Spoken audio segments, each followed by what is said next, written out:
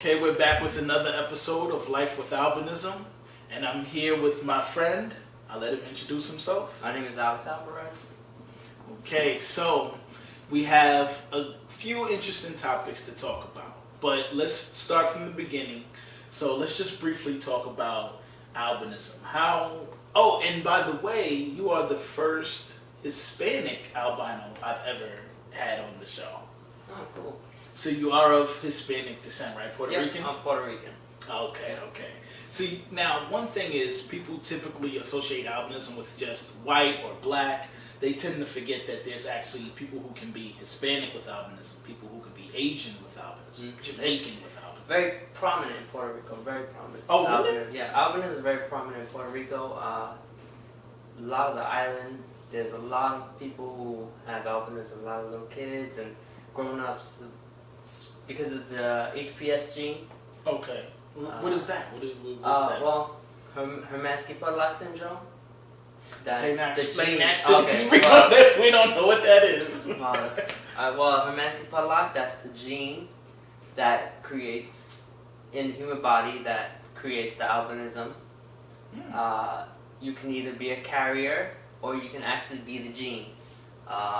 So I'm the gene. My brother, he's a carrier of the gene. Okay. If he meets someone else who is a carrier of the gene, then they have a 50% chance to have an albino baby. Okay. So there's different things that conferences and different things that go to pretty much cure and help HPS because it comes with a lot of different things. Maybe some people have it prominent. There are some albinos who are like us, blonde hair, light skin. Then there's other people who regular skin color and are dark hair. So. Yeah, I've noticed that too. There are some with like slightly darker skin tones, but still pale, and then like much darker hair. Like the hair on top of their head would be like the color of our beards. Yep, there are different types of albinisms. It's like in a scale, I forget exactly what it is, but in a scale it's like type A, type B, type C. Okay. And it's the strength of it within your gene. Right, within the genetics. Yeah. Okay, so now tell us how has your life been living with albinism? How has it been for you? Take us from like early on, like how it affected you as a child to now as an adult. How is it for you? For me, I don't really remember like as a young kid. I know I used to ask, why are people different than me? Why does people aren't the same? Why don't I have the same hair or skin as my parents? But going to school, it never affected me. I was in a very good community, very good family, so everyone was always protecting me and watching my back. So I was never bullied or teased. Really? Never bullied or teased? Not really, no. Wow. Not really, no. I used to go to school with the kids in my neighborhood, and they already knew who I was, and right. So, they already knew you were different. They were around you. Yeah. So when I went to school, and then if people did tease me or say something, someone else would come and say something, and say, leave them alone, things like that. So I was never in that type of situation. Okay. Where I felt like scared or threatened or anything. It mostly affected just school and having to readjust and do different things because of my vision, mostly. And now the transitioning of now being an adult with albinism, is there any effect on it right now for you? Not really, because growing up I've been through vision programs and different things, so I've learned just how to just live. Not stress, not worry. Like for me personally, I don't really take like albinism. I don't look at it as it's a stress on me or it's a worry on me. Like I know some people who stress and worry like, oh, I don't want to be in the sun. I can't go here because I'm gonna get that's sunburned. a big concern. But for me, I just say I'm gonna live it. I'm gonna do what I want to do. And I'll take the proper precautions that I need to take. Sometimes it's uncomfortable, have to put on sunblock. Yeah. and things like that. But I don't let it stop me from wanting to go to a Caribbean island, where the sun is powerful. Right. You know. I think that's my biggest thing is like when I go on vacation, I'm going to places that are like extremely hot, like Brazil, Thailand, the Caribbean. All these places are super hot. And it's like I have to always be mindful to put on sunscreen and to put on a lot of sunscreen.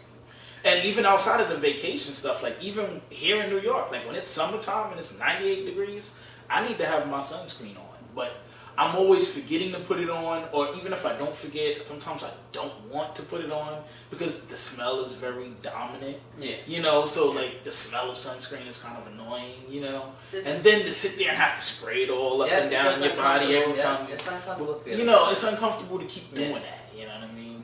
But I think it comes back from growing up, and my mom and dad, they never said, we're not going to do this because we're afraid he's going to get burned. Or my mom was always on top of that stuff, always made sure everything was on point. I had everything ready for me.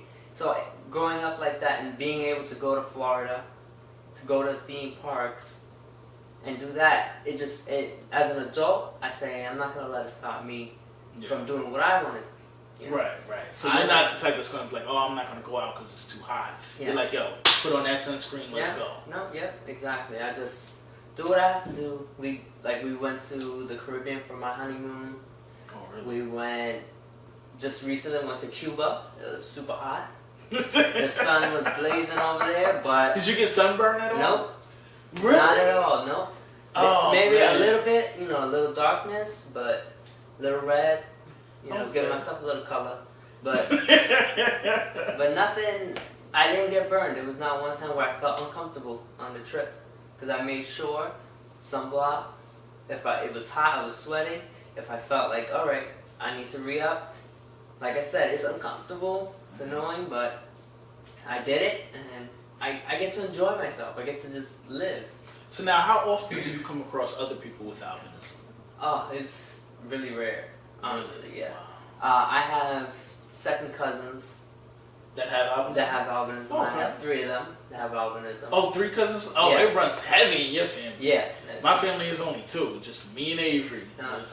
My mom's cousins.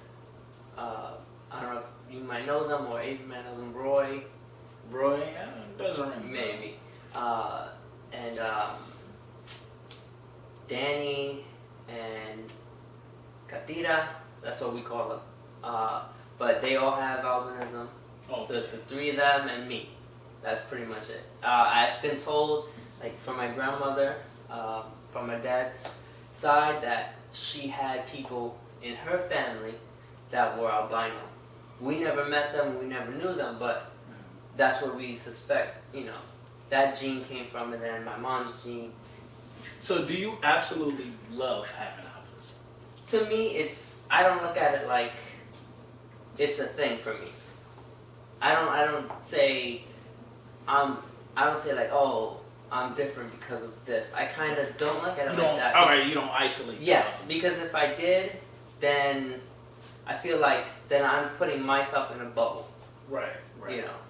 Now, I totally agree with that, and I was definitely like that, especially when I was younger. I was like, I didn't like the all albinism things, like I didn't like it when it was like, oh, you're gonna go somewhere with only albino people, or you're gonna go to this conference with only albinism. Yeah. I didn't like the isolation like that. But as of now, like I absolutely love having albinism. I absolutely love it, and I love everything that comes with it. So like when people say, let's say I'm walking down the street and then like a kid's like, oh, hey, he's albino. Or if someone says, are you albino? Things like that. It doesn't bother me. And as a matter of fact, I like it because I like to be able to tell people, yes, I am, so that they know how to recognize it and different things like that. So, like me personally, so I asked that question because me personally, I absolutely love having albinism. And I just wanted to see how many other people feel that way too. Because I'm sure there's someone out there that's like, oh, I wish I didn't have it or something. Yeah, you're absolutely not one of those. To me, it's like I said, I don't look at it like me. I'm albino, and that's for me. That's it. I don't like say, oh, I don't classify it Okay. as anything. 'Cause, That's good. you know, for me, it's just I grew up as having albinism, and I learned a lot growing up because of having the HPS gene. Right. You know, I have the chance to get pulmonary fibrosis, and there's other conditions that people have. I went to the HPS conference. Right. It's a great, they're a great company that do a lot of research on HPS and albinism. Okay. All right. So then, lastly, I'll ask you, what would you say is the best part about being albino, and what would you say is the worst part? I would just say probably the visual impairment. That's the worst part? I think that's the worst. For me, that's the worst Absolutely. part. That's the worst part. Absolutely. Honestly, I would 100% agree with you. That was my answer Yeah. before you even said anything. The vision is the absolute worst part because it affects you being able to drive. It affects you being able to see the board at school. It affects you being able to just, see road signs or see, where you're going. It affects a lot. So that's absolutely the worst Yeah, for me, that's the vision is the big part. Because if I was an albino, then I would be able to see. Right. 2020 vision. I would love to know what 2020 vision is like. Yeah, for me, that's really it. And then I guess the good part about it is just Well, the best part. the best part for me is, I guess, in the long run, I'm different. I look different. I get to be different. Yeah, I swear, people gonna think I'm just piggybacking off your answers, but in my head, that was exactly my same answer for the best part, was the fact that it makes you different. Oh, yeah. And I think that the fact that albinism makes us different, I love that, because it makes everything different, from the look down to, just everything about it, Yeah. So I really love that. I love the fact that it makes us different, it makes us unique, so. I grow my beard out. It's a different look. I get so many compliments full on the beard. I have, my mustache is light. It's the light blonde, and then the rest of it is dark. It's just a different look. Yeah. That's, I think, is probably the best part, is that I can say I look different than everyone else. I'm not. Love that part. It's just I look different. So I think that's the best part for me. All right then. So we'll leave it at that. We'll do the second episode later. All right. All right.